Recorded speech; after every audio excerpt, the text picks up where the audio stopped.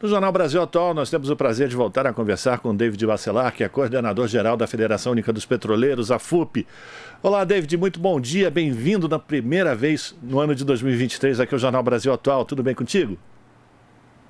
Bem, bom dia, Rafael, bom dia a todas e todos que estão conosco aqui na RBA, também na TVT. Tudo bem, eu estou aqui em Barreiras, Rafael, na verdade, voltando de Brasília para Feira de Santana, na Bahia, minha cidade natal. Então estou aqui meio atrapalhado hoje aqui no meio da rua. Não se preocupa não, tá ótimo sinal por enquanto. Vamos ver se a gente consegue manter ele estável, né? E a gente vai falar com o David sobre a perspectiva da Petrobras sobre nova direção. O indicado à presidência da empresa, Jean Paul Prats, afirmou durante a cerimônia de posse do Alckmin no Ministério do Desenvolvimento, Indústria, Comércio e Serviços que a mudança na política dos preços dos combustíveis não será feita com qualquer tipo de intervenção direta do mercado. Ele também garantiu que as medidas serão tomadas com um ambiente de previsibilidade. O que isso significa, David? Aquela história da paridade de preços internacional vai continuar existindo durante o governo Lula? E aquela promessa do presidente de abrasileirar o preço da Petrobras, dos combustíveis produzidos pela Petrobras? Bem, Rafael, com certeza o PPI, o preço de paridade de importação, ele não continuará. A primeira entrevista dada pelo agora ex-senador Jean Paul Prats, que está prestes a assumir a presidência da Petrobras, ele colocou de forma muito categórica que irá sim fazer com que os preços nos combustíveis aqui no Brasil eles sejam abrasileirados conforme divulgou em toda a sua campanha o presidente Luiz Inácio Lula da Silva. É bom destacar que ele também divulgou que uma política de preços dos combustíveis no Brasil ela precisa ser encabeçada, direcionada pelo governo federal brasileiro. Até porque política de preço em qualquer país não se trata de uma política de preço de combustíveis de uma empresa XYZ, mas sim uma política de Estado, uma política pública que também precisa ser definida pelo Congresso Nacional Brasileiro. No caso específico da Petrobras, o próprio senador, o companheiro Jean Paul Prats, colocou que não é admissível que o Brasil ele se utilize do preço de paridade de importação. Nós somos autossuficientes em petróleo, nós exportamos mais de 1 milhão de barris de petróleo por dia e importamos em torno de 700 mil barris de derivados de petróleo também por dia, principalmente de diesel. Significa que os nossos preços, os nossos custos, tanto de produção de petróleo quanto também de refino de petróleo, em sua boa parte, são nacionalizados. Em torno de 2/3 desses custos, eles são em real e não tem a necessidade de, na precificação dos combustíveis, nós termos esses vetores cravando imediatamente no preço que vai direto para o consumidor. Quais vetores? O preço do barril do petróleo no mercado internacional, a variação do dólar e custos de importação de derivado que não é importado aqui no país. Então, para essa parcela dos combustíveis que são produzidos no Brasil, a partir de petróleo brasileiro, que tem um custo de extração muito baixo, a partir das refinarias brasileiras, que também tem um custo de refino baixo, é óbvio que nós teremos uma outra formação de preço, tanto do diesel quanto da gasolina, como do GLP, do gás natural e de outros. Agora, para aquela parcela que é importada, infelizmente, devido às várias trades que nós temos hoje no país, sim, o PPI irá ainda ser aplicado. Estamos falando de quê? Estamos falando de algo em torno de 20%, 25%, às vezes 15%, por exemplo, do diesel.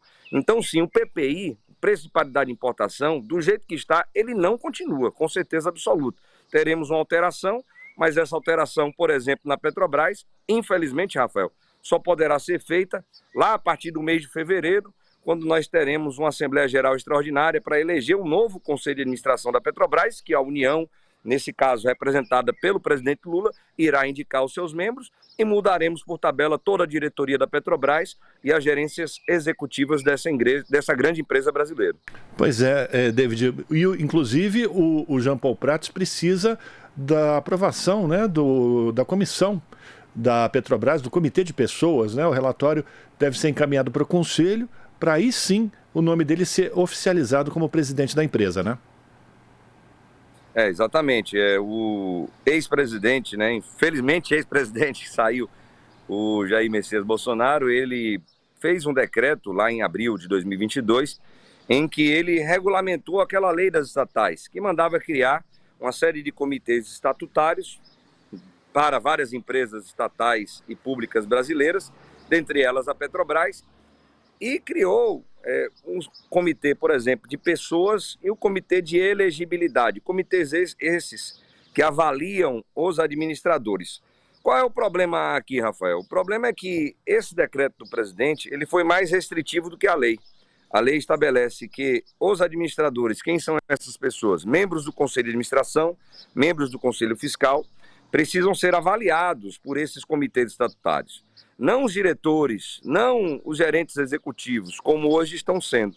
Então, no caso do presidente da Petrobras, que é também um membro do Conselho de Administração da Petrobras, se encarece dessa avaliação. Acreditamos que, segundo o próprio perfil, currículo do companheiro Jean Paul Prats, que é um especialista na área de petróleo e gás, não haverá problemas com relação à aprovação do nome dele. Mas lembrando que mesmo que haja problemas, restrições, tanto no comitê de pessoas quanto no comitê de elegibilidade, nós teremos um novo conselho de administração que será eleito ali na Assembleia Geral Extraordinária, que deve ocorrer um mês após a renúncia oficial do Caio Paes, estamos falando início de fevereiro. Ali então, a partir dos novos membros do conselho, teremos sem dúvida alguma a aprovação do nome do companheiro Jean Paul Prats para a presidência dessa grande empresa que é a Petrobras. A gente está conversando com o David Bacelar, que é coordenador da Federação Única dos Petroleiros. David, ontem na posse do Geraldo Alckmin, ou na posse de Geraldo Alckmin, ele destacou muito a importância de reindustrializar o Brasil. E eu lembro que a Petrobras, na sua cadeia de agregada, né, de produtores de conteúdo para a Petrobras, é uma grande incentivadora dessa indústria nacional. Eu queria que você falasse sobre a possibilidade de acabar também com essa iniciativa que foi colocada desde o governo Temer de desinvestimentos da Petrobras e a Petrobras novamente ser uma locomotiva, né, um incentivador da industrialização no país. Bem, Rafael, bom você ter lembrado desse discurso do vice-presidente Geraldo Alckmin. E aqui eu lembro também do discurso do agora ministro Alexandre Silveira, ex-senador da República, que assumiu o Ministério de Minas e Energia. Tanto o vice-presidente, hoje também ministro do MDIC, e o Alexandre Silveira, hoje ministro de Minas e Energia, colocaram a importância da Petrobras como indutora da economia nacional. Você está certo. Desde Temer, nós temos um processo de desarticulação, de desmonte do modelo de partilha, que foi criado ali em 2010, modelo de partilha esse, que é um novo marco regulatório para o petróleo no pré-sal brasileiro.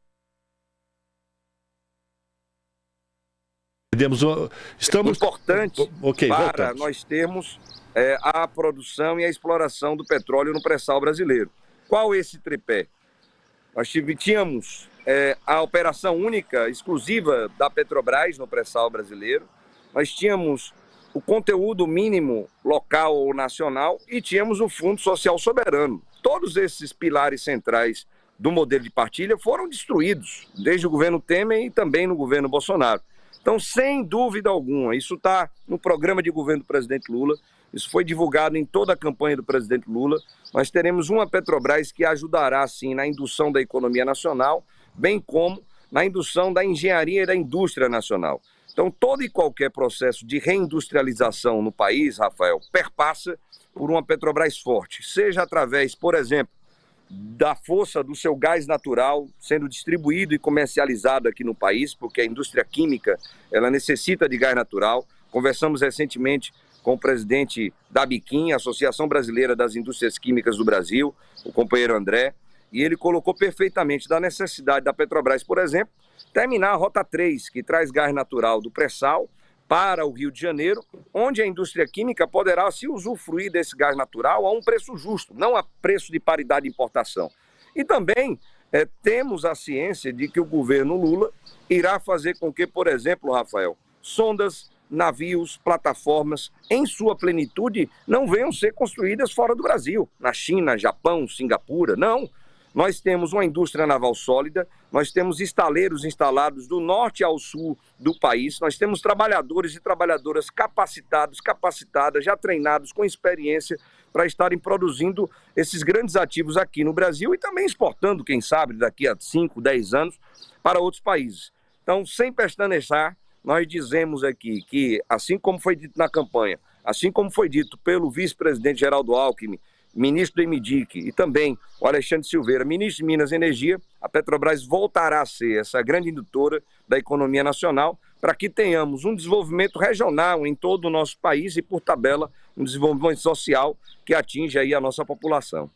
Já que você falou do Rio de Janeiro, eu lembro da conclusão do complexo petroquímico que ficou parado, faltando muito pouco para a sua conclusão, e isso pode gerar, além de divisas para o país, também a retomada de empregos e a dinamização da economia nessa região, que ficou muito abalada, né, David? Não, perfeito, Rafael. Nós tivemos um verdadeiro crime promovido pela Operação Lava Jato. Ela paralisou obras importantes em todo o país, o que diminuiu a capacidade de geração de emprego.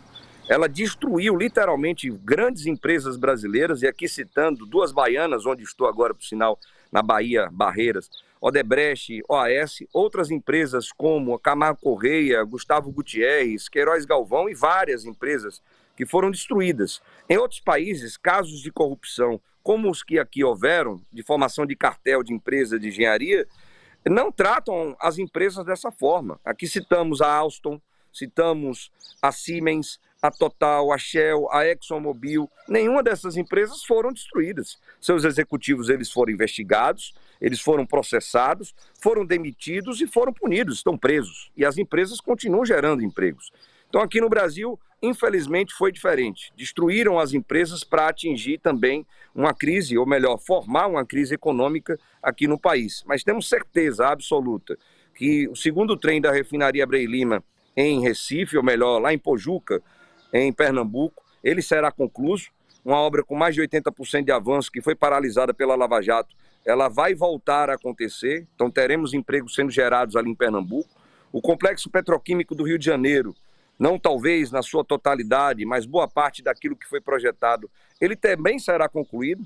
Era uma obra que tinha 85% de avanço, eram empresas brasileiras que estavam construindo aquele grande complexo petroquímico, e temos certeza que essa obra irá voltar, gerando empregos ali em Itaboraí, no Rio de Janeiro.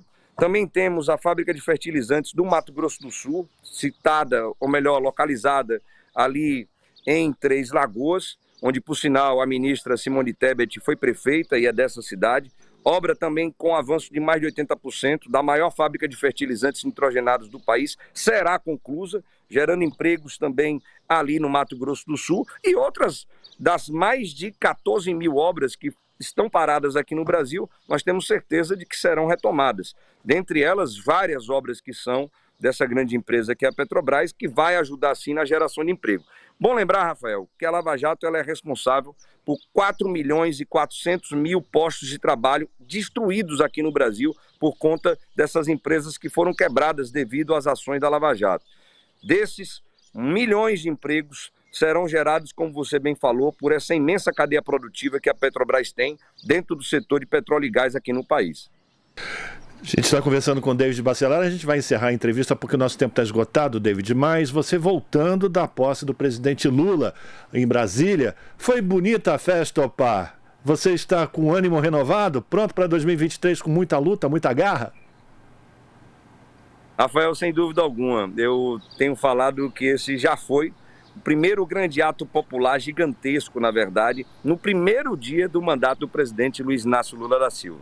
Nós tivemos ali em Brasília mais de 200 mil pessoas, de todos os cantos, rincões do nosso imenso Brasil, pessoas que vieram de ônibus, que vieram de avião, vieram de carro como eu, estou voltando devagarzinho aqui para a Feira de Santana, e que viram ali um evento histórico. Nós estamos falando da terceira posse do presidente Luiz Inácio Lula da Silva, nós estamos falando de uma posse em que o povo, literalmente, passou a faixa de presidente para o Lula e que o seu discurso, além de histórico, foi emocionante. Eu chorei por algumas vezes, Rafael, umas 3 ou 4 vezes, me emocionei muito e vi pessoas emocionadas durante todo aquele ato de posse, que, sem dúvida alguma, marcará a história do Brasil. Daqui a 100, 200 anos, as pessoas estarão falando sobre isso e, felizmente, nós estávamos lá renovando o nosso espírito, a nossa fé, a nossa crença no Brasil, porque agora, sem dúvida alguma, o Brasil vai voltar a ser feliz, com muita esperança, muito amor no coração.